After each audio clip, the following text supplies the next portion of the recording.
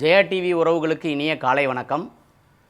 சென்ற நிகழ்ச்சியில் பார்த்திங்கன்னா நம்ம ராஜ உறுப்புகளை பற்றி தெரிஞ்சுக்கிட்டோம். இந்த உடம்பில் இருக்கிற இந்த 12 ராஜ உறுப்புகளுக்கும் நம்ம வெளி உறுப்புகள் உடம்பில் இருக்கிற வெளி உறுப்புகளுக்கும் தொடர்பு இருக்குது. ஸோ அதை பற்றி நம்ம இன்றைக்கி தெரிஞ்சுக்கலாம். ஸோ ராஜ உறுப்புகளில் ரொம்ப முக்கியமான 5 ராஜ உறுப்புகள் இருக்குது. அதுவும் பஞ்சபூதங்களை அடிப்படையாக கொண்டது தான். நம்ம 12 ராஜ உறுப்புகளில் 5 ரொம்ப முக்கியமானது. அதாவது நிலம் சார்ந்த ராஜ உறுப்பு அப்படின்னா மண்ணீரல். மண்ணீரல்ங்கிறது பார்த்திங்கன்னா இடது வயிற்று பகுதியில் இருக்குது. அதே மாதிரி இது சார்ந்த வெளி உறுப்பு அப்படின்னு பார்த்திங்கன்னா உதடு. இந்த உதடு வடிவில் தான் இந்த மண்ணீரல் உள்ளே இருக்கும். அதே மாதிரி இது சார்ந்த உணர்வு அப்படின்னு பார்த்திங்கன்னா கவலை. கவலை வந்தால் பார்த்திங்கன்னா நம்ம சரியாக சாப்பிட மாட்டோம். ஸோ அதனால் அந்த உணர்வுக்கும் இந்த மண்ணீரலுக்கும் லிங்க் இருக்குது. ஸோ வயிற்றில் ஏதாவது ப்ராப்ளம் இருந்தால், மண்ணீரல் ஏதாவது பிரச்சனை இருந்ததுன்னா அது உதட்டில் வெளிப்படும். ஸோ இந்த மாதிரி நம்ம அதை புரிஞ்சிக்கணும். அடுத்த முக்கியமான ராஜ உறுப்பு நீர் சார்ந்த ராஜ உறுப்பு அப்படின்னு பார்த்திங்கன்னா கிட்னி. இதுதான் நீரை பிரிக்கிறது. மண்ணீரல் எப்படி உணவை பிரிக்குதோ, உணவை பிரித்து சத்துள்ளதை உடம்புல சேர்த்துட்டு அசத்தை பார்த்திங்கன்னா வெளியேற்றுதோ, அதே மாதிரி பார்த்திங்கன்னா நீர் கிட்னி, இந்த கிட்னி நீரை பிரிக்கின்ற வேலையை செய்யுது. ஸோ இதனுடைய வெளி உறுப்பு அப்படின்னு பார்த்திங்கன்னா காதுகள். இந்த காது வடிவில் தான் கிட்னி தொப்புளுக்கு பின்னால் முதுகுத்தண்டில் இருக்கும். ஸோ இது சார்ந்த உணர்வு அப்படின்னு பார்த்திங்கன்னா பயம். பயம் வந்தால் பயத்தில் யூரின் போயிட்டாங்க அப்படின்னு சொல்லுவாங்க இல்லைங்களா. ஸோ அந்த மாதிரி இந்த பயங்கிற உணர்வுக்கும் கிட்னிக்கும் அதே மாதிரி காதுக்கும் லிங்க் இருக்குது.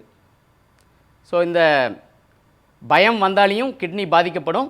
கிட்னி பாதித்தவங்க அதிகமாக பயப்பட்டுட்டே இருப்பாங்க.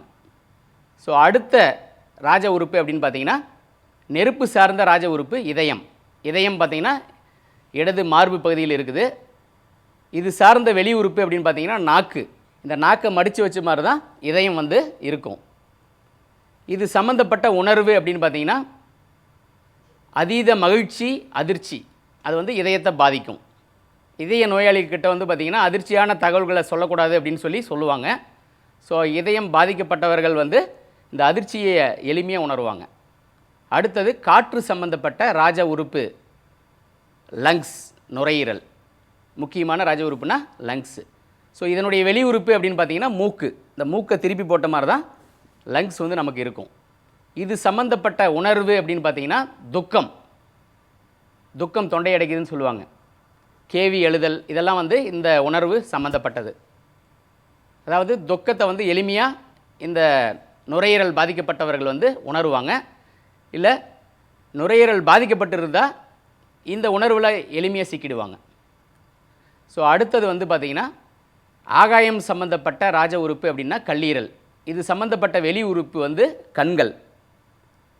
கல்லீரலில் ஏதாவது பிரச்சனை வந்ததுன்னா கண்களில் வெளிப்படும். அது ஹெப்படைட்டிஸ் பின்னு சொல்லுவாங்க.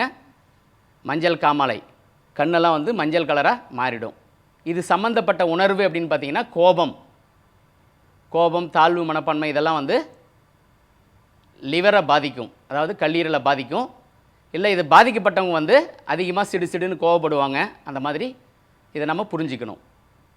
சரி, அடுத்த யோக நிகழ்ச்சியில் இதை நம்ம கண்டினியூ பண்ணலாம். இப்போ 4 கம்பைன்டு ஆசனாஸ், கூட்டு ஆசனங்களை நம்ம கற்றுக்க போகிறோம். முதலாவது ஆசனம் பார்த்திங்கன்னா சித்தாசனம். சித்தாசனம் அப்படிங்கிறது காலை இப்படி நீட்டிக்கலாம்.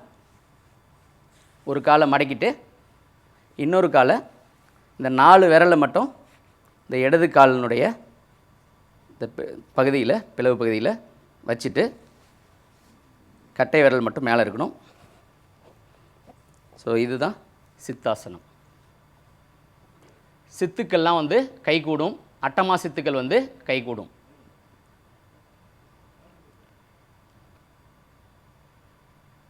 ஸோ நம்ம இந்த ஆசனங்களை ஏற்கனவே கற்றுருக்கிறதுனால கொஞ்சம் ஃபாஸ்ட்டாக தான் செய்யப்படும். ஸோ அடுத்தது பத்ராசனம். இப்படி காலை நீட்டிட்டு இந்த 2 கால்களையும் இப்படி எடுத்துகிட்டு வாங்க. இப்படி பிடிச்சிக்கலாம். ஸோ இதுதான் பத்ராசனம் முதல் நிலை. அப்படியே மூச்சை விட்டுக்கிட்டே கீழே குனிஞ்சு தொடணும்.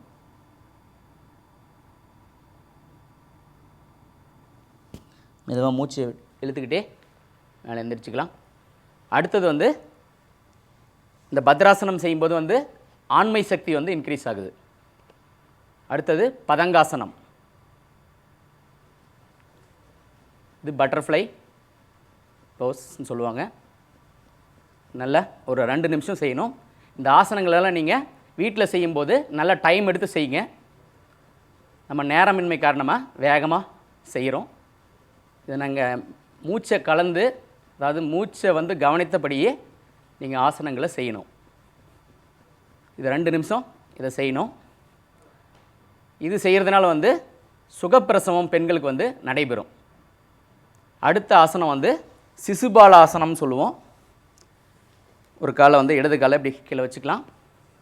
வலது காலை தூக்கி பாருங்கள், இந்த ஜாயிண்ட்டில் இப்படி வச்சுட்டு, சிசுபாலாசனம்னா ஒரு குழந்தைய தாய் தாளாட்டுற மாதிரி நல்லா மார்போடு அணைச்சி செய்யணும்.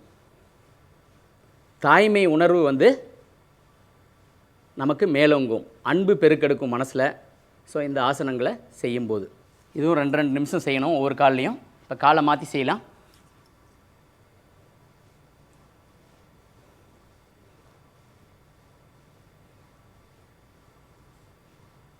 அடுத்த யோக நிகழ்ச்சியில் மற்றும் ஒரு சிறப்பான கூட்டு ஆசனங்களை கற்கலாம். நன்றி, வணக்கம்.